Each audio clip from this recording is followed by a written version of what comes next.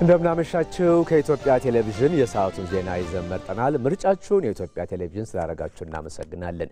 ተመስገን በየነ ነኝ። ቀዳሚ የምናደርገው አርዕስተ ዜናውን ነው።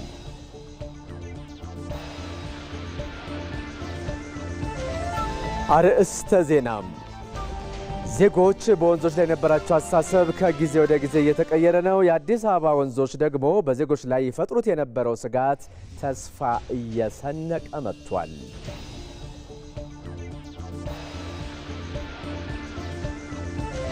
የቀድሞ የፌዴራል መከላከያ ሰራዊት ኤታማዦር ሹም ጀነራል ሳሞራ የኑስ ሰላም ፈላጊውን የትግራይ ህዝብ ህወሓት ወደ ጦርነት እንዳይከተው ህዝቡ በቃ ሊለው ይገባል አሉ።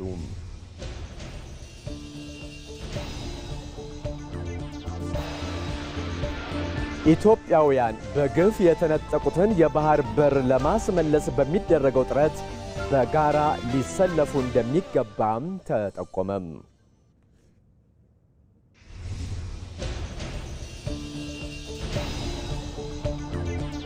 በከፍተኛ የህዝብ ቅቡልነትና በታላቅ ስኬት የተጠናቀቀው በኢትዮጵያ የተካሄደው 7ኛው ጠቅላላ ምርጫ ዲሞክራሲያዊና ግልጸኝነት የሰፈነበት እንደነበር ተፎካካሪ የፖለቲካ ፓርቲዎች አረጋገጡም።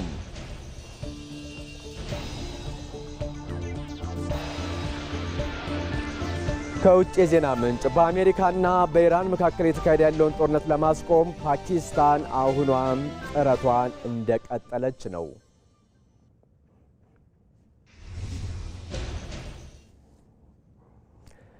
ቀዳሚው ዜናችን ይህ ነው። ዜጎች በወንዞች ላይ የነበራቸው አስተሳሰብ ከጊዜ ወደ ጊዜ እየተቀየረ መጥቷል። ዛሬ ላይ ደግሞ የአዲስ አበባ ወንዞች በዜጎች ላይ ይፈጥሩት የነበረው ስጋት እየተቀየረ እንደዚሁም ተስፋ እየሰነቀ መጥቷል። ለመሆኑ የአዲስ አበባ ወንዞች ከየት ወደ የት ለሚለው ተከታዩ የሮዛ መኮንን ዜና ምላሽ አለው። ለብዙ ዓመታት ወደ ወንዝ አትጠጋ፣ ትሰጥማለህ፣ ትታመማለህ፣ ትበከላለህ የሚል የፍርሃት ቃል በብዙ ቤተሰቦች ውስጥ ይደጋገም ነበር። ዛሬ ግን ያ ቃል እየተቀየረ ነው። ወደ ወንዝ እንሂድ፣ እንዝናና፣ ንጹህ አየር እንቀበል፣ ልጆቻችን ወደ አረንጓዴ ቦታ እንውሰድ የሚል አዲስ የከተማ ባህል በመዲናችን እየተወለደ ነው። ከእንጦጦ ማማ እስከ ሽሮ ሜዳ፣ ከሽሮ ሜዳ እስከ ቀጨኔ፣ ከዚያም ወደ ከተማዋ መሃል የሚፈሰው ውሃ ብቻ አይደለም፣ የሚፈሰው ታሪክ ነው። የሚፈሰው የከተማዋ አዲስ ገጽታ ነው። የሚፈሰው ከአይቻልም ወደ ተችሏል የተሻገረ ሀገራዊ የአሸናፊነት መንፈስ ነው። ትናንት የቆሻሻ መጣያ፣ የመጥፎ ሽታና የተስፋ መቁረጥ ምልክት የነበረ ወንዝ ዛሬ የቤተሰብ መዝናኛ፣ የእግር ጉዞ ማድረጊያ፣ የብስክሌት መንገድ፣ የፍራፍሬ ፓርክና የቱሪዝም መዳረሻ እንዴት ሊሆን ቻለ? በቆይታችን ይመለሳል።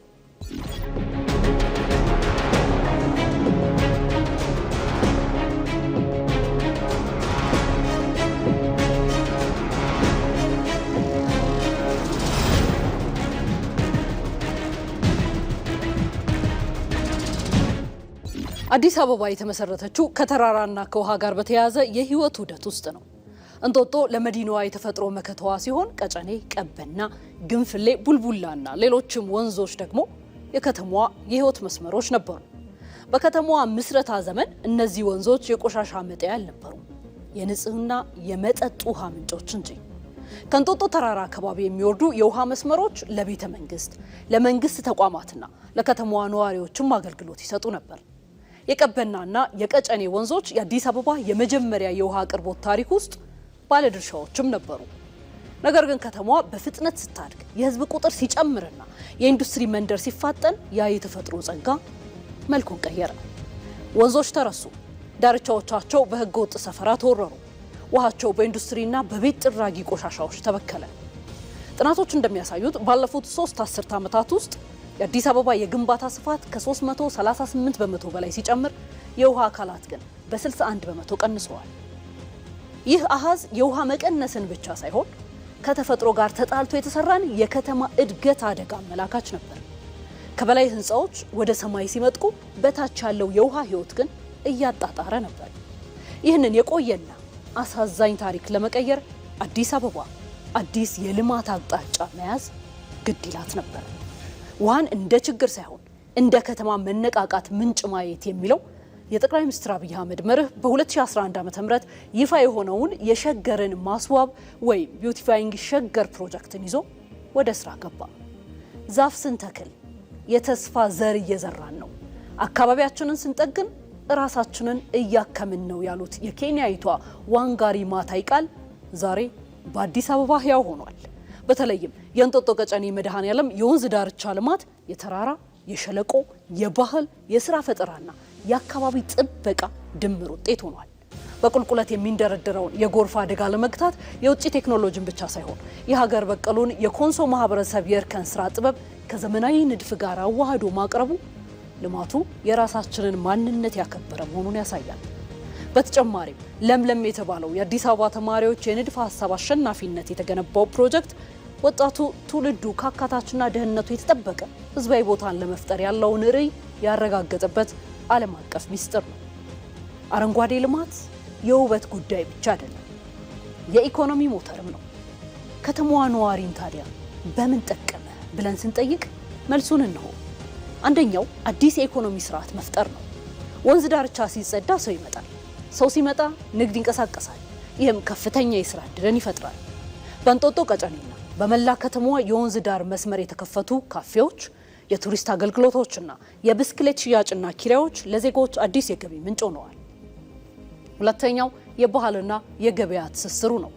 በአዲስ አበባ ቀጨኔ የሸክላ ስራ፣ ሽሮ ሜዳ ደግሞ የሸማ መናኸሪያ ነው። እነዚህ የእጅ ጥበብ ባለሙያዎች ምርታቸው ደህንነቱ በተጠበቀ ቱሪስት በቀላሉ በሚደርስበትና ንጽህናው በተጠበቀ የህዝብ ገበያ ለማቅረብ እድል አግኝተዋል።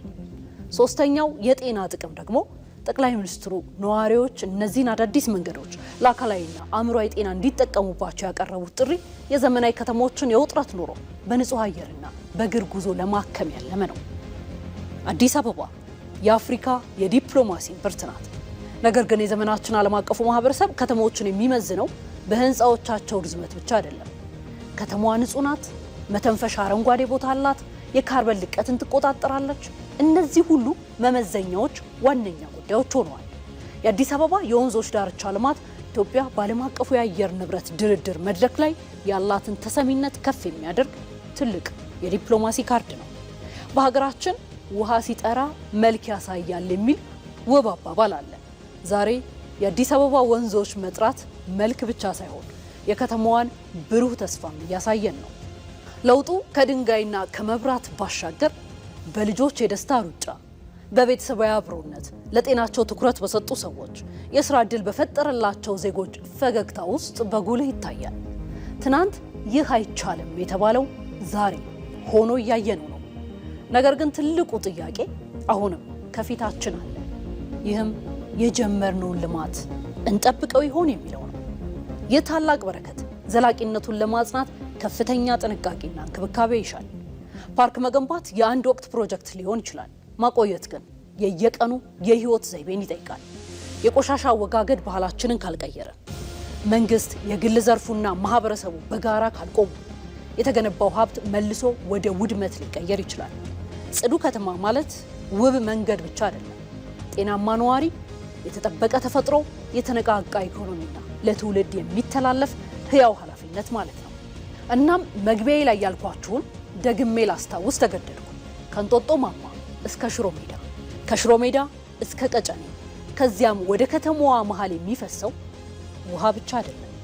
የሚፈሰው ታሪክ ነው። የሚፈሰው የከተማዋ አዲስ ገጽታ ነው። የሚፈሰው ከአይቻልም ወደ ተችሏል የተሻገረ የሀገር መንፈስ ነው። ስለዚህ ወንዞቻችንን እንጠብቅ፣ ከተማችንንም እንከባከብ። የባህር ዳርን ውበትና እንግዳ ተቀባይነት ይበልጥ የሚያደምቁ ዘመናዊ ሆቴሎች በከተማዋ እየተገነቡ ነው ሲሉ ምክትል ጠቅላይ ሚኒስትሩ ተመስገን ጥሩነህ ተናገሩ። ምክትል ጠቅላይ ሚኒስትር ተመስገን በባህር ዳር ተገኝተው የሆቴል ግንባታዎቹን ሂደት ተመልክተዋል። ጉብኝቱን በተከታዩ ተንቀሳቃሽ ምስል እንከታተል።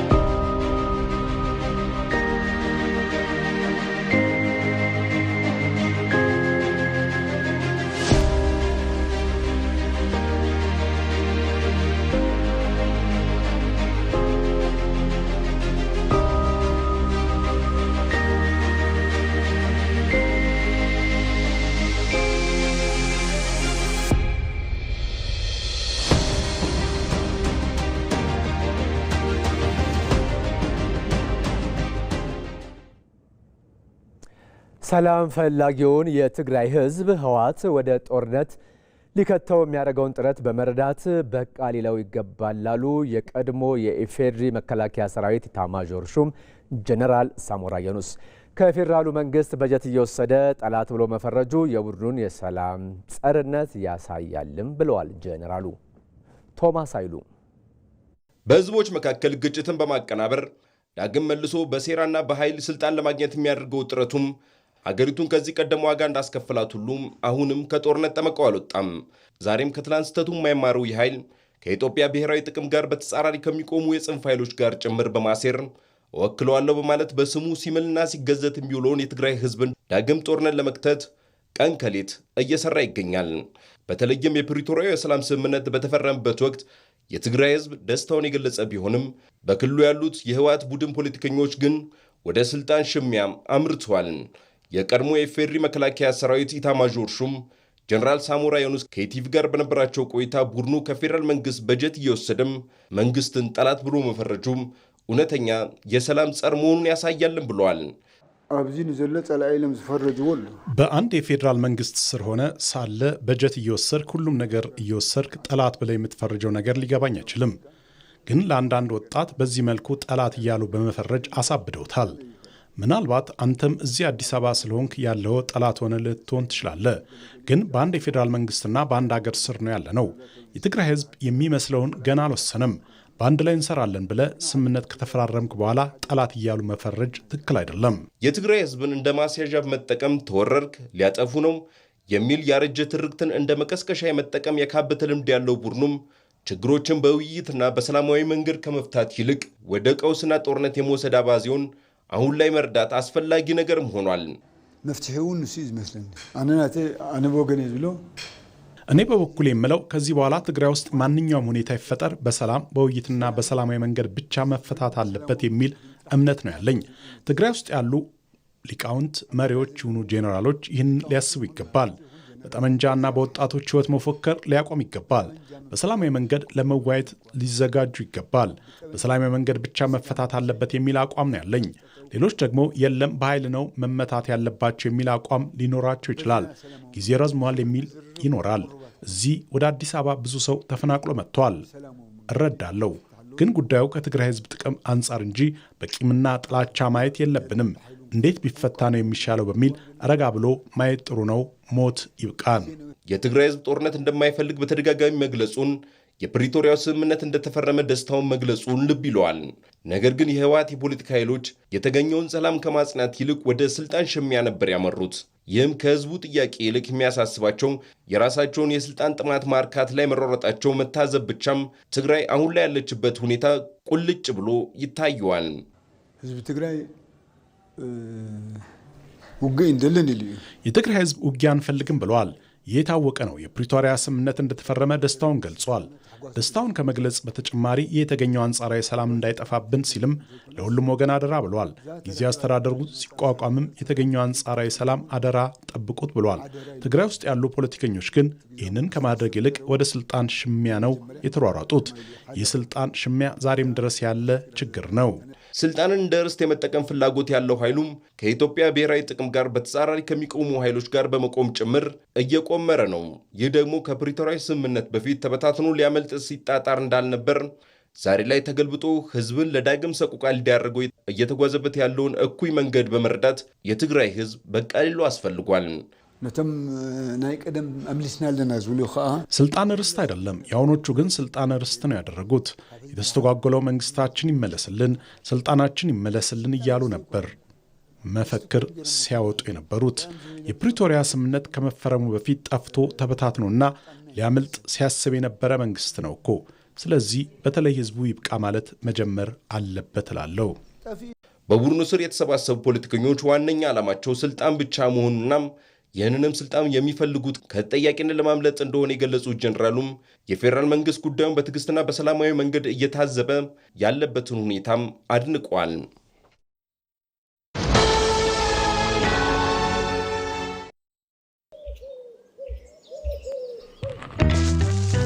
ቆይ አንዴ እንዳትሄድ ጠብቀኝ። የሲቪ ቪዛ ካርድ አዝዤ መምጣት ብቻ ነው።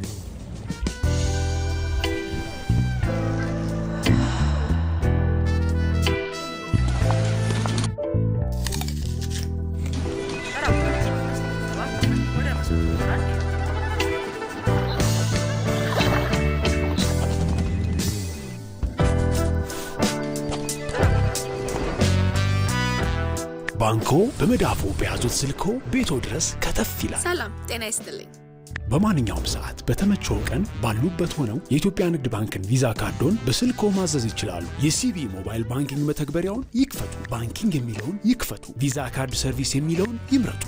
ይፈልጉ ምትክ ወይም አዲስ መጠየቅ። የካርዶን አይነትና የሚወስዱበትን ቅርንጫፍ መርጠው ያረጋግጡ። ባንክ የሚመጡት ካርዶን ለመውሰድ ብቻ ነው። አሁኑኑ ያመልክቱ። በፍጥነት ካርዶን ይውሰዱ። የኢትዮጵያ ንግድ ባንክ ሁሌም የሚተማመኑበት ባንክ።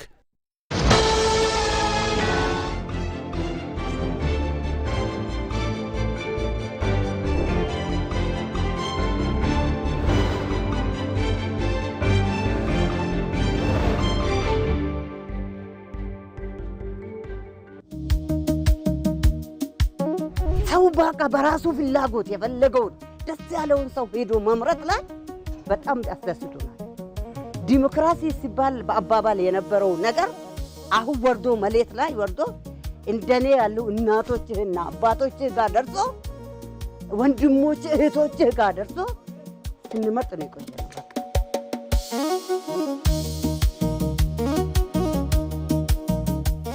ቀኑን ጠብቆ እስከ ሌሊት 6 ሰዓትና 5 ሰዓት ቆይቶ ለኔ ይሆናል ይመረኛል እቺ ነገር ደግሞ ያስቀጥላል የሚል የመረጡበት ሀገር ነች። ይሄ ደግሞ የኛ ሀገር ምን ያህል ለዲሞክራሲ ያህል ቦታ እንደሰጠች የሚያሳይ ነገር ነው። ህዝቡ በራስ ተነሳሽነት ያለማንም ጎትጓችነት ወጥቶ ሲመርጥ ማየት ተአማኒነቱን የሚያረጋግጥ ምርጫ ነው ብዬ ነው የምወስደው። ህዝቡ በነቂስ ወጥቶ ምርጫውን መምረጡ ራሱ እውነት ህዝቡ በመረጠው ሰው ለመተዳደር ያለውን ዲሞክራሲ ለማስቀጠል ያለው ቁርጠኝነትን የሚያሳይ ነው።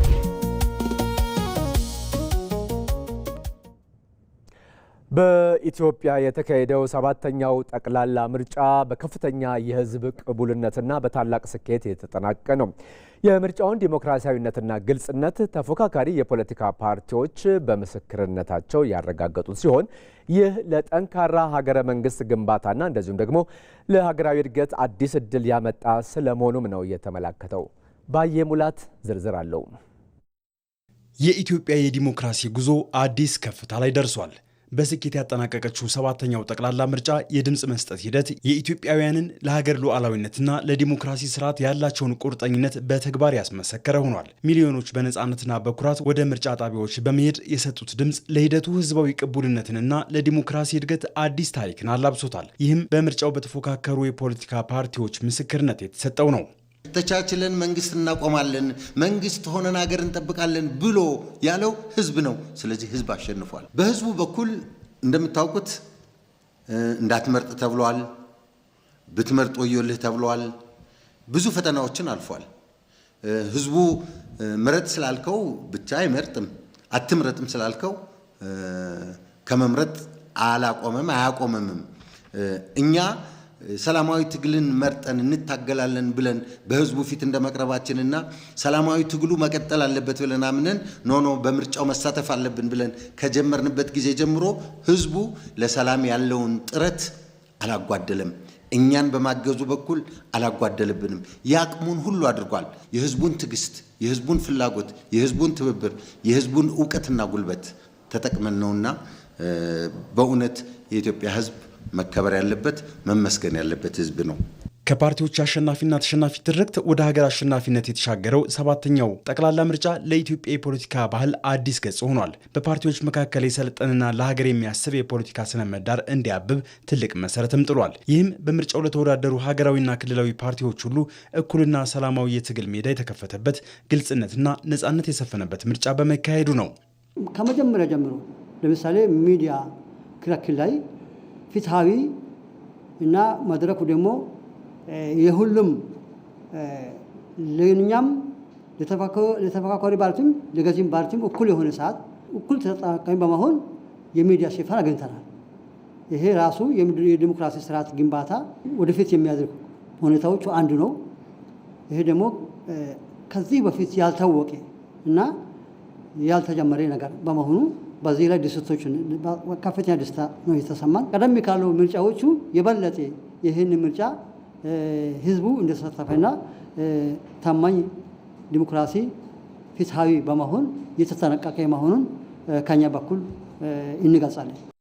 በሰባተኛው ጠቅላላ ምርጫ የተገኘው ታሪካዊ ስኬት በምርጫ ማግስት ለሚገነባው ጠንካራና የማይናወጥ ሀገረ መንግስት የማይተካ ፋይዳ አለው። ሂደቱ በሰላምና በታላቅ መተማመን መጠናቀቁ ሀገራዊ መረጋጋትን በጽኑ መሰረት ላይ የሚያቆም በአሸናፊነት መንበረ ስልጣኑን ለሚይዘው ፓርቲም ወርቃማ እድልንና ኃላፊነትን የሚሰጥ ነው። የዘንድሮ ምርጫ ከዚህ በፊት በተካሄዱ ምርጫዎች በአንዳንድ ፓርቲዎች የታዘብነውን እኔ ካላሸነፍኩ ምርጫው ተጭበርብሯል የሚል ትርክትን ሽሮ ሁሉም ፓርቲዎች የሀገር አሸናፊነትን ተቀብለው ስለ ሀገር እድገትና አንድነት በጋራ እንዲሰሩ የሚያሳሰበ ነው። የምታሸንፏ ሀገራችን ኢትዮጵያ ናት። ፓርቲዎች ግለሰቦች ናቸው። ፓርቲ ይመጣል ይሄዳል። በዚህ ሂደት ውስጥ በሀገር ግንባታ ውስጥ አስተዋጽኦ የሚያደርግ ማን ናቸው ድጋፍ እናደርጋለን። ይሄ የማሸነፍና የመሸነፍ ጉዳይ ብቻ ሳይሆን በሀገር ግንባታ ውስጥ የራስን አስተዋጽኦ እንደማድረግ ሁሉ የመጣውን ሁሉ በጸጋ እንቀበላለን። ህዝባችንም ሆነ ሁሉም አካል በመጣው ውጤት ልክ ደግሞ ተቀበለን አብረን ሀገረ መንግስት ግንባታ ላይ የበኩላችንን አስተዋጽኦ የምናበረከትበት ለሀገር ግንባታ ሂደቱ ላይ ደግሞ የተሻለ ሀሳብ አለን ብለን የምናምን ከሆነ ደግሞ ላሸነፈው ፓርቲ ሀሳባችንን የምንሰጥበትና የሚያዋጣው ከሆነ አብሮ ተግብሮ ሀገርን የምንገነባበት መንገድ ለመፍጠር ላይ እርሾ እንድንሆንና ለሚቀጥለው የምርጫ ሂደትና ለሚቀጥለው አዲስ ትውልድ ደግሞ የበኩላችንን አስተዋጽኦ ማበረከት የሚጠበቅብን እንደሆነ የተማርንበትም ምርጫ ነበረ። በሰባተኛው ጠቅላላ ምርጫ የተስተዋለው የበርካታ ዜጎች ንቁ ተሳትፎና የምርጫው ሰላማዊ ሂደት ተቋማዊ አቅም የጎለበተበትና የኢትዮጵያን ብሩህ ተስፋ ያበሰረ ስኬታማ ክስተት ሆኖ በታሪክ መዝገብ ላይ ሰፍሯል። ይህ በጋራ ጥረት የተገኘ ድል ኢትዮጵያ ወደ ተሻለ ሁለንተናዊ እድገትና የከፍታ ምዕራፍ እንድትሸጋገር ሁሉም ወገን በጋራ እንዲሰራ መደላድል ፈጥሯል። እንደ ሀገር አሸንፈናል። የፖለቲካ ፓርቲዎች ኢች ኤንድ ኤቭሪ ስቴፕ እያንዳንዱ ከአሁን በኋላ የሚያደርጉት ስቴፕ ሀገርን በመገንባት ሀገርን ከመጠበቅ አንጻር መሆን አለበት። የነውጥ መንገድ ኢትዮጵያ ውስጥ ምንም እንደማያዋጣ ጠመንጃ የያዘው አካል በሙሉ ምንም ዋጋ እንደሌለው የተረዱበትና ጠመንጃ የያዙት አካል እንደተሸነፉ ጠመንጃ ያልያዘውና ሰላማዊ ትግል የሚያደርገው በሙሉ አሸናፊ የሆነበት ምርጫ ነው የሚላል ግምታለኝ። የምርጫው ሰላማዊነት ተመራጩ መንግስት ትኩረቱን ከፖለቲካ ሽኩቻና ውጥረት ሙሉ በሙሉ በማጽዳት ፊቱን ወደ ታላላቅ የልማት ስራዎች፣ ወደ መሰረተ ልማት ዝርጋታና ወደ ፈጣን የኢኮኖሚ እድገት ብቻ እንዲያዞር ምቹ መድረክን ይፈጥራል።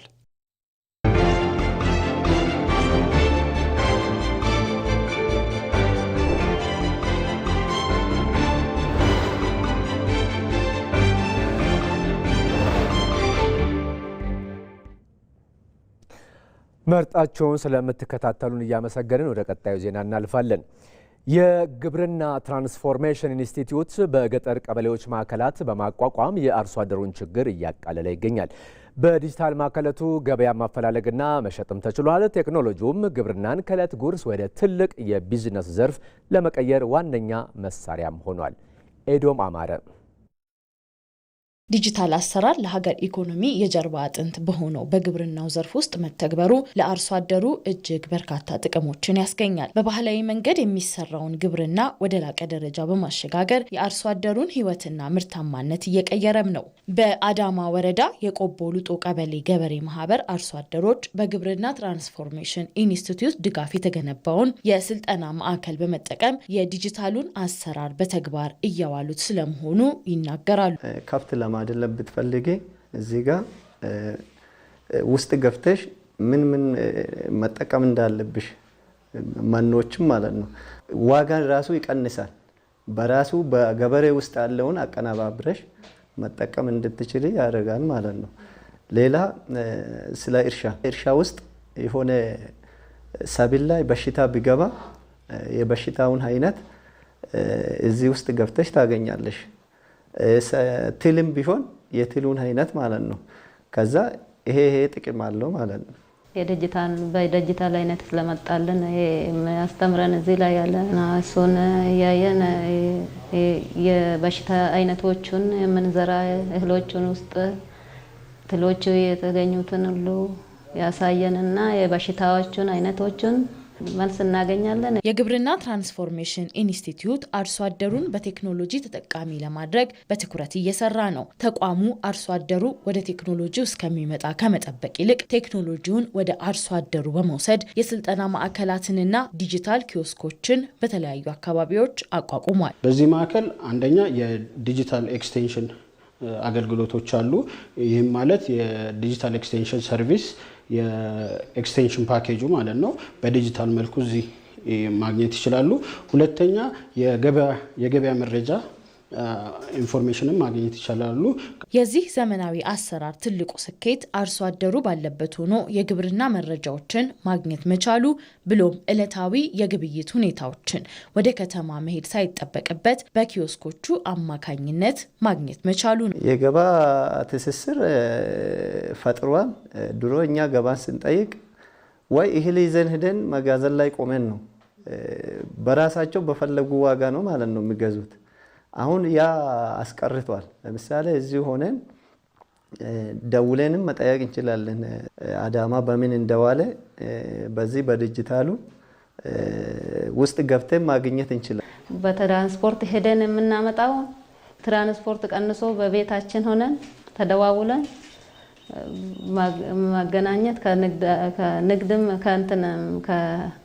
ከነጋዴዎችም ጋር ማገናኘት በቃ አሁን ቀለለን ይላል። አርሶ አደሮች በመረጃ ክፍተት ምክንያት የሚያጡትን ጥቅምና ጉዳት በስልጠና ማዕከላቱ መሙላትም ተችሏል። አርሶ አደሮች ትልቁን ክፍተት ከኢንፎርሜሽን ወይም ከመረጃና ከተለያዩ አገልግሎቶች ሪሞት ወይም ርቆ ነው የሚገኙት። ቴክኖሎጂን ወደ አርሶ አደሩ በማቅረብ የነዚህ አገልግሎቶችን ተጠቃሚ በማድረግ እንዲላመድ ከዲጂታል ቴክኖሎጂዎች ጋር እንዲላመድ ነው በዋናነት።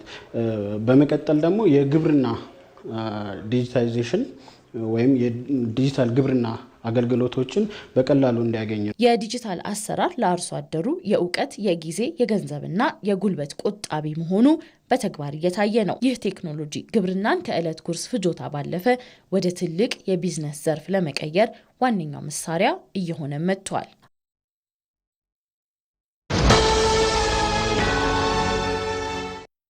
ተመልካቾቻችን ከጧት ጀምሮ ሲያስቡበት እንደቆየው ተሳክቶለት ከቢሮ ሾልኮ ቢወጣ ይመስላል። የሁሉም ተመልካችና ደጋፊ ጥያቄ ነው። አዎ እያታለለ ነው የሚወጣ ይመስላል። እያታለለ ነው አይደለም። አለቃው ወጥታለች። ምትይዘው ይመስላል። ያመለጠ ይመስላል። አሁንም እያታለለ ነው። እንደፈራ ነው። በሩ ጋር ሲደርስ ተያዘ። ይሄ ማስጠንቀቂያ የሚያሰጠው ይመስላል። ቢጫ ካርድ ዕቃ ልግዛ በሚል ተልካሻ ምክንያት ከስራው ሊወጣ የነበረው የቢሮ ሰው ቢጫ ካርድ አይቷል። ቢጫ ካርድ እሱስ ምን አስወጣው? እዛው ቢሮ እንዳለ አያስብ ነበር። ቢሮ እያለን ያልከው? አዎ መቼም በዚህ ጊዜ ቴሌብር ማይጠቀም የለም። አዎ ቴሌብር ላይ በሚገኘው ዘመን ገበያ የሚያስፈልገው ማንኛውንም አይነት ነገር ቢሮ ድረስ ሸምቶ በቀላሉ ማድረስ ይችላሉ። ታዳጊዎቻችን የዲጂታል ኢትዮጵያ ግብይት መዳረሻ በሆነው ዘመን ገበያ ውስጥ የገባ ይመስላል።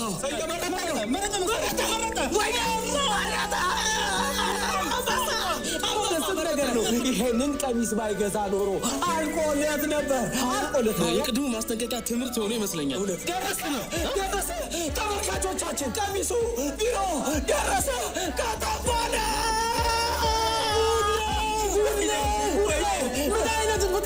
ምን አይነት ቴክኖሎጂ! ወይኔ ዘመን ገበያ ከጉዳ ወጣ።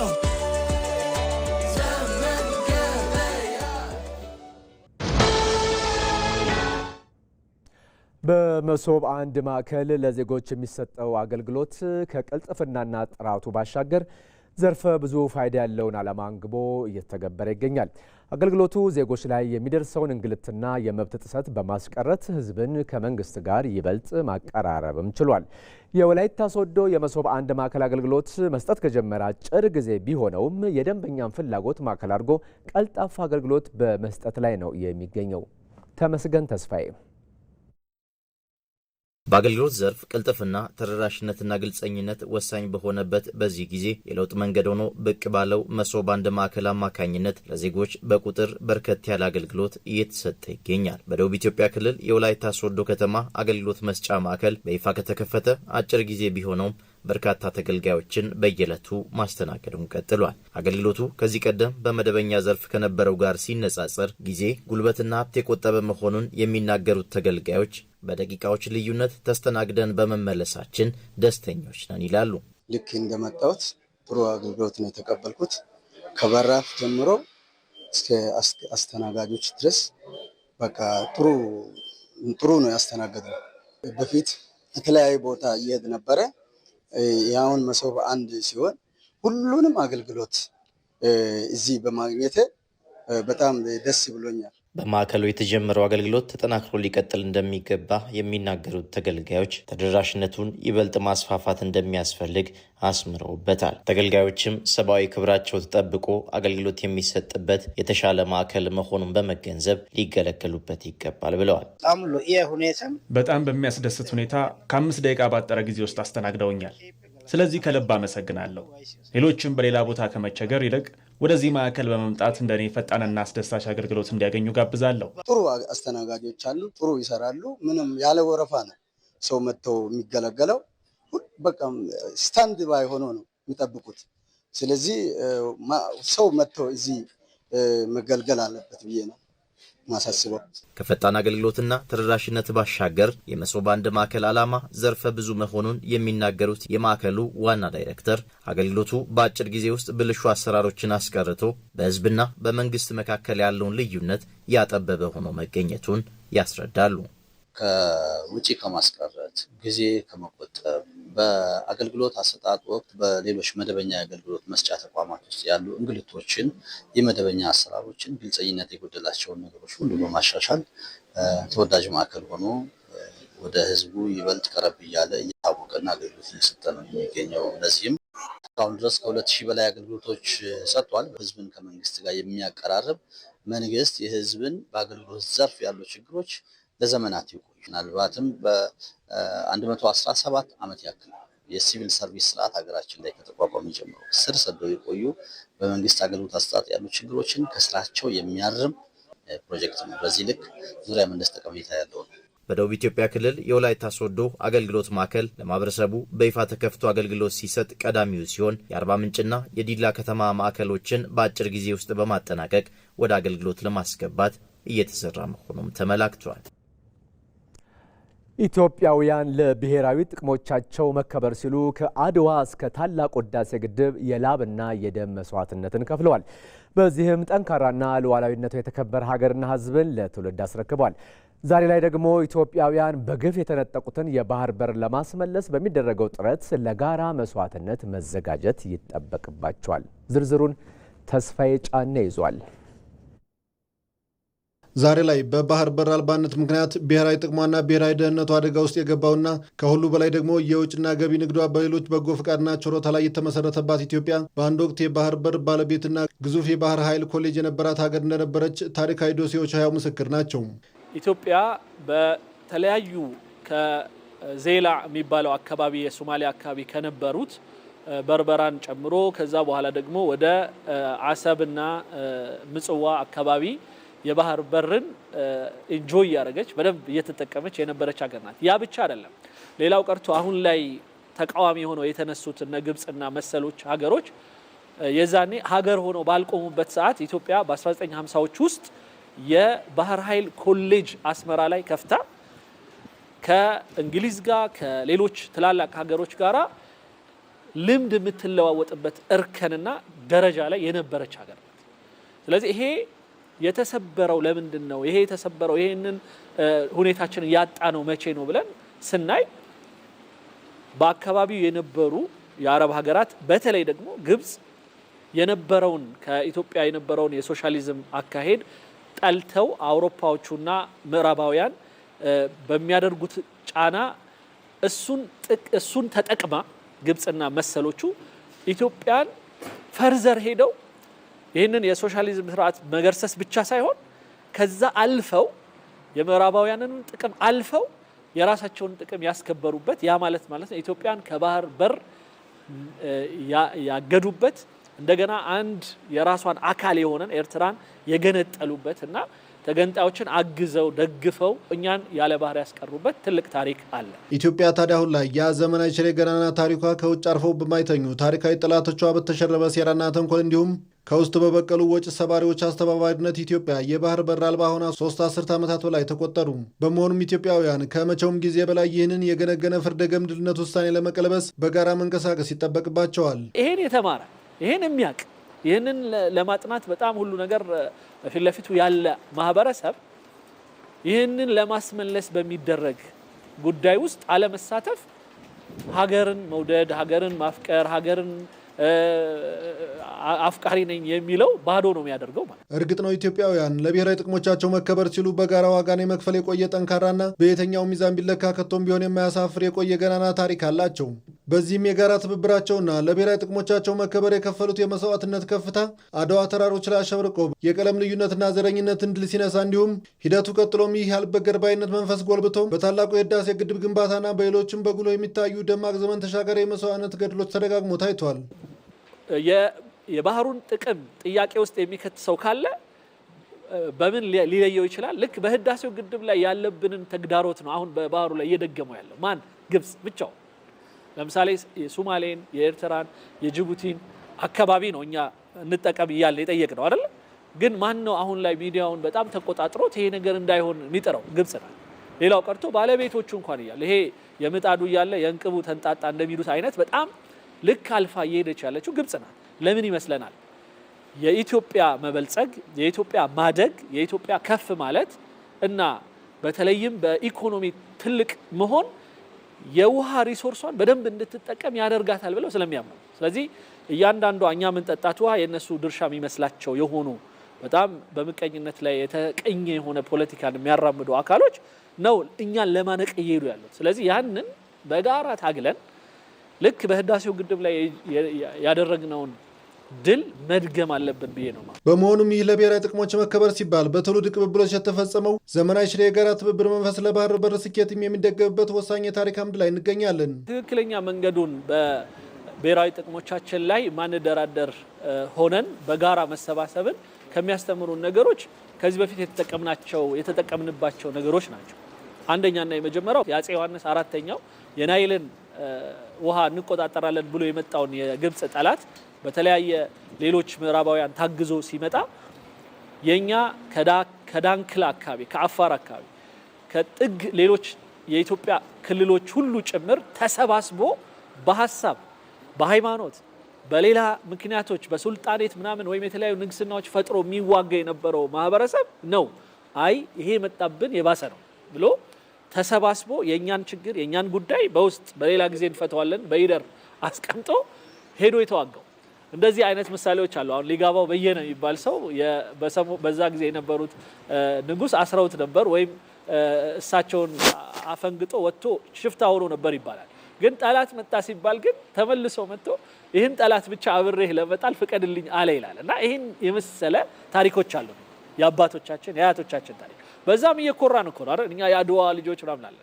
አድዋም ላይ የተደረገው ነገር ይሄ ነው። ዳግማዊ ምኒልክ እያንዳንዳችን ኢትዮጵያኖች የተባልን ድንበራችን ተወሯል፣ ተደፍረናልና ተነሱ ባሉ ጊዜ ሁሉም ነው የሄደው። ስለዚህ አሁንም በህዳሴው ግድብም ያንኑ ነው የደገምነው።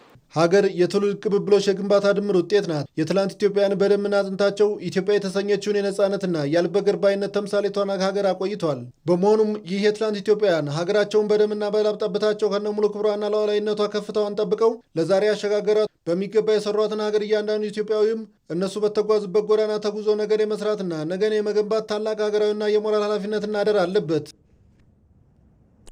ከውጭ የመረጃ ምንጭ በአሜሪካና በኢራን መካከል እየተካሄደ ያለውን ጦርነት ለማስቆም ፓኪስታን አሁንም ጥረቷን ቀጥላለች።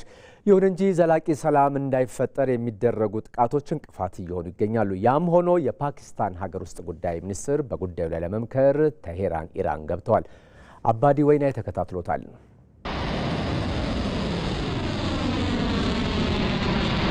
በአሜሪካና በኢራን መካከል እየተካሄደ የሚገኘው ጦርነት 100ኛ ቀኑን ያስቆጠረ ቢሆንም እስካሁን ድረስ ሁሉን አቀፍና ዘላቂ የሆነ የሰላም ስምምነት ላይ መድረስ አልተቻለም። የአሜሪካው ፕሬዝዳንት ዶናልድ ትራምፕ ስምምነቱ በጣም ተቃርቧል ቢሉም በሁለቱ ወገኖች መካከል ያሉ ጥብቅ ቅድመ ሁኔታዎች ሂደቱ እንዳይፋጠንና የሰላም ስምምነቱ እውን እንዳይሆን አድርገውታል። ጦርነቱን ለማስቆም በፓኪስታን ኢስላማባድ ተደጋጋሚ ውይይቶች ቢደረጉም አሁንም ተጨባጭ የሆነ ውጤት ሊመጣ አልቻለም። ይህ በእንዲህ እንዳለ የፓኪስታን የሀገር ውስጥ ጉዳይ ሚኒስትር ሞህሲን ናቢ ከኢራን ከፍተኛ ባለስልጣናት ጋር ውይይት ለማድረግ ኢራን ቴሄራን ገብተዋል። የጉብኝታቸው ዓላማም በኢስላማባድ እየተካሄደ ያለው የሰላም ውይይት ይበልጥ እንዲጠናከር ግፊት ለመፍጠር ነው። በጉብኝታቸውም የኢራን የውጭ ጉዳይ ሚኒስትር አባስ አራጋችን ጨምሮ ከሀገሪቱ ከፍተኛ ባለስልጣናት ጋር ውይይት ያደርጋሉ። ይህም ጦርነቱን ለመቋጨት ለሚደረገው ጥረት ተጨማሪ ጉልበት እንደሚሆንና ፓኪስታን እየተጫወተችው ያለውን የአሸማጋይ ሚናዋን በስኬት ለማጠናቀቅ ያላት ቁርጠኝነት እንደሚያሳይ ተንታኞች እየተናገሩ ነው። ምንም እንኳ በፓኪስታን ኢስላማባድ ጦርነቱ በዘላቂነት እንዲቆም ጥረቶች ቢቀጥሉም አሁንም እዚህም እዚያም የሚደረጉ ጥቃቶች ሊያባረው አልቻሉም። የአሜሪካ ጦር በሆርሙዝ ሰርጥ 2 የኢራን ሰው አልባ አውሮፕላኖችን መትቶ መጣሉን ገልጿል። ጦሩ ጥቃቱን የፈጸመው የሆርሙዝ ሰርጥ ላይ አደጋ ሊያስከትሉ በሚችሉ ድሮኖች ላይ ነው ሲልም አክለዋል። የአሜሪካው ፕሬዝዳንት ዶናልድ ትራምፕ ኢራን አሁንም ጦርነቱን የመቀጠል አቅም አላት ሲሉ በቅርቡ ተናግረው ነበር። አሁንም ኢራን የተወሰኑ ሚሳኤሎችና የተወሰኑ ድሮኖች አሏት። ነገር ግን አሁን ያሏት ሚሳኤሎች ከጦርነቱ በፊት ከነበራት ጋር ሲነጻጸር 22 በመቶ ብቻ ነው ሲሉ ፕሬዝዳንቱ ተደምጠዋል።